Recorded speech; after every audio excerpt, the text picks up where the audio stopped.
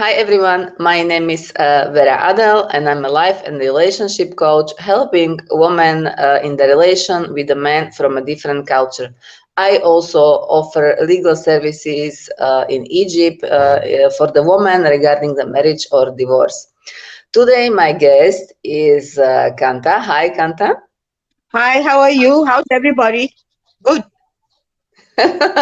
Of course, when I talk to you, I must be perfect because you are so optimistic person. I'm glad that I met you. Thank you. Likewise. Thank you.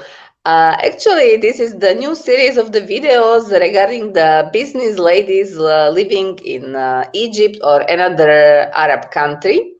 And Kanta, she accepted my invitation and shared her story. So, first of all, tell us where are you from and how did you find yourself in Egypt? I'm from Singapore.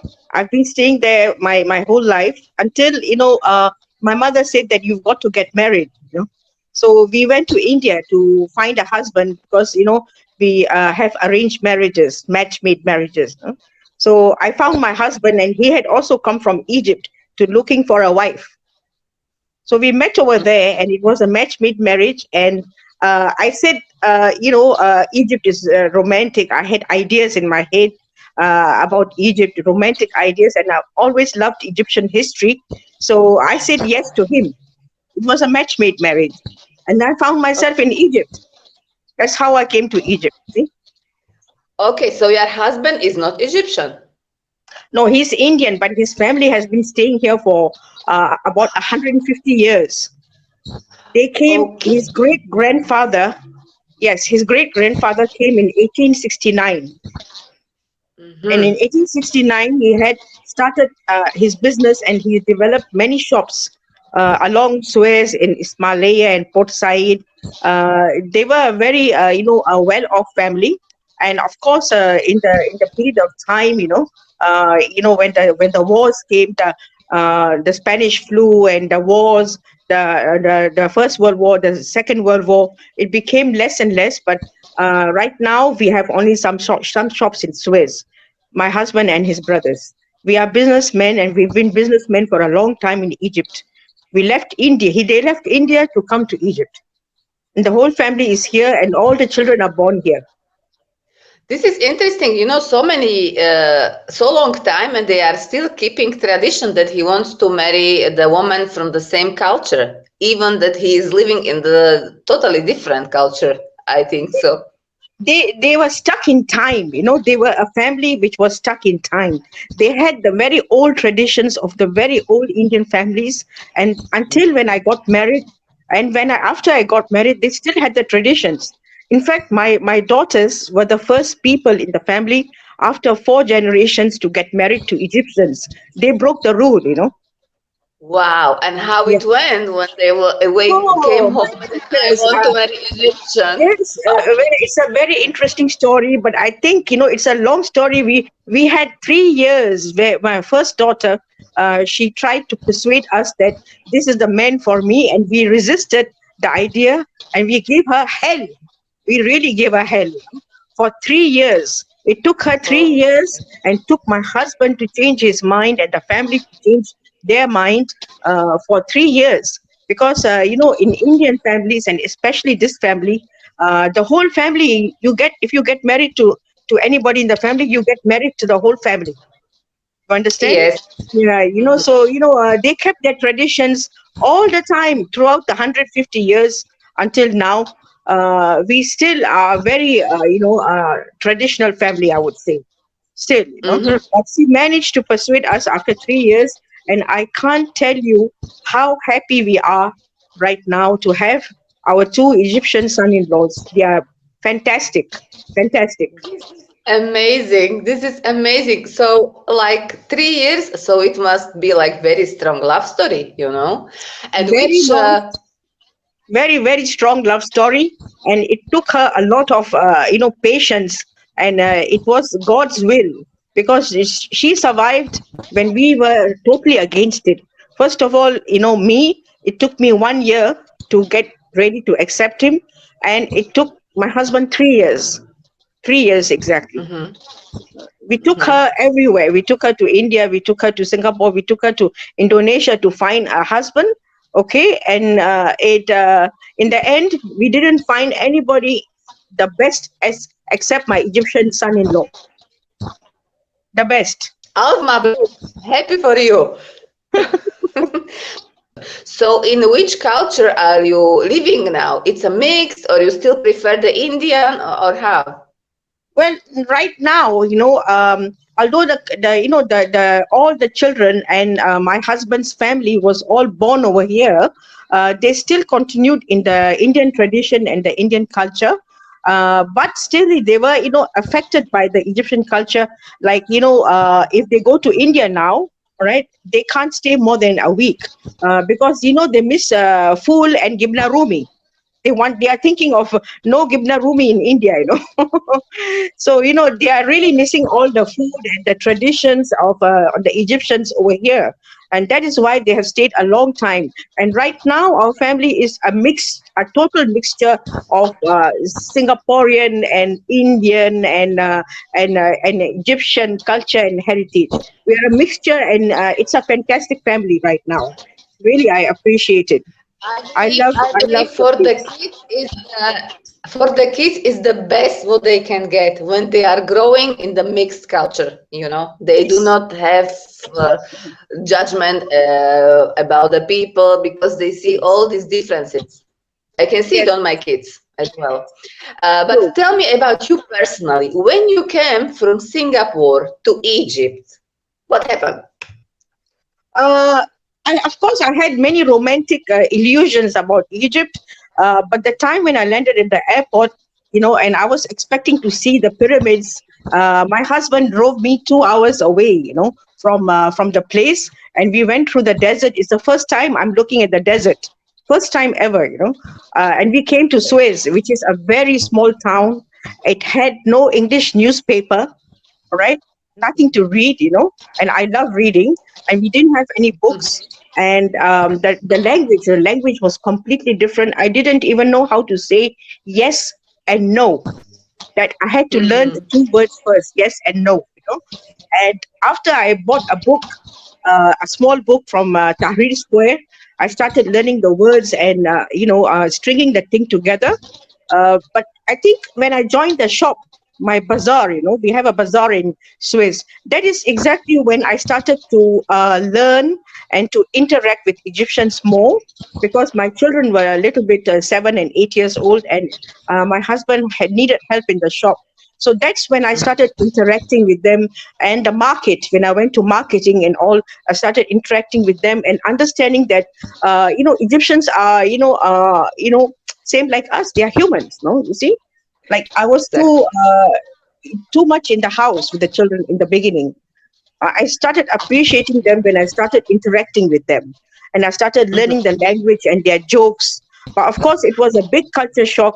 Even the tempers, when they're talking, they have too many expressions, and we are not used to that. Okay, so Yes. and they fight very easily. They are very hot tempered and they start fighting. And I was very scared in the first week because there was a big fight. And after 10 minutes and 15 minutes, everybody came around the two people who are fighting, which is incredible because nobody interferes outside, Egypt. They don't interfere in a fight too much. And they all helped them to calm down. And after 10 minutes, they started kissing each other. And I was still crying because of the shock. So I mean, you have to understand their culture and their traditions in order to be comfortable with them, right? And another thing is the big shock was also the cold. I don't like the cold. I'm a Singaporean and I'm used to 32 degrees the whole year. That I didn't Okay. like the cold, and I still don't like the cold. See, so for me that was another barrier, because for the next 2 years after I came, I didn't have a single sweater. It was strange for me to buy a sweater. I didn't have a sweater, I Yes. didn't have a jacket. And the cold for me was a very big thing, and it still is. So there were many differences in our culture, and I had to get over them. But the language barrier, if you get over the language barrier, it really helps a lot. It really helps. You can become more Yes. comfortable, and you learn how to trust them and laugh at their jokes, you see. So it was Okay. much better after some Mm-hmm. time. And and in the end, when my children, they married, the two Egyptian boys, that was when the wall, I would say, the wall finally broke down, and I was totally comfortable with them and happy to be here. I love Egypt. By the way, I love Egypt. I love the monuments. I love the different kinds of weather now. I really appreciate it, and I love the scenery. I love many things about it, and I love the people now. I really love the people. I'm happy. I can really, really say that I am happy, and I'm glad to be here. Can you say there is something common between Indian culture, Indian mentality, and Egyptian mentality? Yes, but when you're staying in Singapore, all right, for your whole life, you become a Singaporean. You don't really, I mean, I came from Singapore, although I'm an Indian. Yes, that's right. There is a lot of similarity, okay, but Mm-hmm. India went forward. India went forward, but I think Egyptians are, still, more sticking more to their traditions rather than Indians. No, you see. Mm-hmm. So you have to adapt to it. Once you adapt to it, it's great. Okay, That's so you say like they are more conservative? Yes, in some ways. In some ways, I would say yes. Mm-hmm. Or maybe it's because I'm in a conservative family. That's why I'm saying that. Maybe. Maybe. Sometimes it's nice to keep the traditions, but sometimes it starts to be like, enough, I want to go out, let's change. But Mhm. I think it's really good what happened for all of you, because now you see this mixture and how you interact with the Egyptian family, like the mother-in-law of your son, of your daughter. Uh, We are very, very good friends. Very good friends. Okay. And we really appreciate them. They are rock solid. I would say rock solid people. And they have, helped us and been like a brother and sisters, So I really appreciate them very much. I think the interaction is fantastic. And if you get to know the people from the inside, they have all the same joys, the same happiness, the same laughs, and the same kind of love as we have in our heart. But you just have to get the wall down. And that took me a long for time. sure. I think it took me about 30 years to get this wall down. 30 years. Really? Yes, I have Mm-hmm. been enjoying the journey only for the last 10 years. you know And what was stopping you for the full enjoyment? What was the problem? You mean the language? No, something no, else. no, I think our family, was staying in a bubble. It was a bubble. Like, we are Indian and we want to be only Indian, and we want to be only our type of traditions. We didn't let anybody inside. Yes, we had you had shops workers, you had people they knew, for a long time, but we didn't, allow people to come inside our very inner circle. So once, my children's marriages happened, and we were, interacting with them more and so on, and then I think the wall came down, and we really allowed them to enter the inner circle, you see. Yes, So I I think, think they were like afraid to mix the cultures, that they will lose their own or something like that, probably. yeah, of course, it is vice versa, like, the kind of food that they had. I mean, my in-laws and all that, they love Indian food now, you see. So, and we also love Egyptian food now. Who We doesn't enjoy love it. Yeah, Indian food? yeah, sort of. I think food breaks down the barriers, no? When Yes, you food interact and with love. food and you have a meal with somebody, it breaks down the barriers. It breaks it down. Yes, yes, yes, sure. Tell me, is there still something you didn't get used in life in Egypt, or in the culture, or is there still something is Yes, disturbing you? yes, yes. One thing is really disturbing me is the cold. It's really cold. I'm thinking that, maybe in the last months of, like starting from January, February, maybe I should go back to Singapore. I still can't get used to the food. It's the Okay. only, I think the only thing that is bothering me. Otherwise, I appreciate Egypt very much. Okay, they had a lot of things that I didn't like at that time, like being late. Okay, or inshallah, Bokra and Malish. When things, what is inshallah? IBM. See, IBM means inshallah, Bokra and Malish. Like if you say you request for something, yeah, you request for something, they will tell you inshallah. It is not black and Mhm. white, it's gray all the time, you see. And then when you come back again to ask them where's my stuff, they say Bokra. And after that, Mhm. when everything goes wrong, they say Malish. That's how it works over Yes. here. Yeah, that's how I it have works the over here. allergy on the word Malish actually also. So yeah. Yes, that's right. And So we have to it's get used to misused. all the. Yes. Please. Because we are hearing each other late, that's why we are jumping to each other conversation. Anyway, okay, so you are still continuing in the business, in the family business, or what are you doing? Yes, of course. We have our bazaar here, right? We have a big bazaar over here. It's Egyptian souvenirs, and we have pure leather stuff like jackets and bags and belts and wallets. Everything pure leather, and we are famous in our town. They always tell us Hindi, Hindi, and we are famous for our bazaar. Okay. Cool. My If husband, I yeah, my notice you are husband has there, a I big will bazaar. come. Mm-hmm. My husband has a big bazaar, and his brothers are also owning. Each one is owning another bazaar. All five brothers are here in Suez. Okay. And you are working in one of the stores, you are helping, or what are you doing? Yes, I was the main purchasing manager, purchasing, and also in charge of sales and training. Mm-hmm. But right now I'm a grandmother. I have four grandchildren, so I am semi-retired. I go to the shop, but I don't, interact much until or unless they need me very badly. If there's, a bus of tourists or something, then I go down. But otherwise, I'm semi-retired now. Perfect. So anybody who is visiting Suez must come to your bazaar and tell us where Yes, it is yes. exactly. You're most Where is welcome. the location of your place? It's in the main bazaar. It is in Tahrir Street.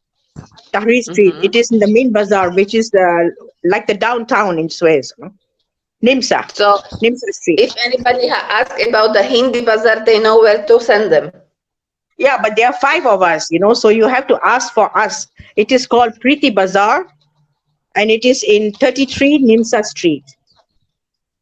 Perfect. So anybody, make mark who wants to come to visit Kanta, Yes, go to please. this. You're most welcome. Most welcome. Thank you. I want to ask you, okay, because you have this all long, beautiful experience, what would be the advice if anybody wants to move from, doesn't matter which country, but different culture to Egypt? What would be your advice? I think I would say, first of all, come for a holiday, all right, and stay a simple life, all right. Uh, Interact with Egyptian neighbors, right, and get to know the real life in Egypt. And do not stay, like let's say in a big hotel, because you'll find everything is nice in a big hotel. That's not the reality of Egypt. You have to use some of their public transportation. And by the way, Egyptians are very nice people. We are very interactive. They help a lot. You see, they don't stay aloof. They are not, I would say they're not apart from you. So you interact with them and stay in a sort of not a very local area, but a real, a real Egyptian area. You stay with them and get to Yes. know them and see if you like the life. That's what I would say you would do first. Don't move immediately because you have romantic illusions about Egypt and you like the way that somebody is talking to you. No, you stay with people. You meet the good and the bad people, and then you make a decision.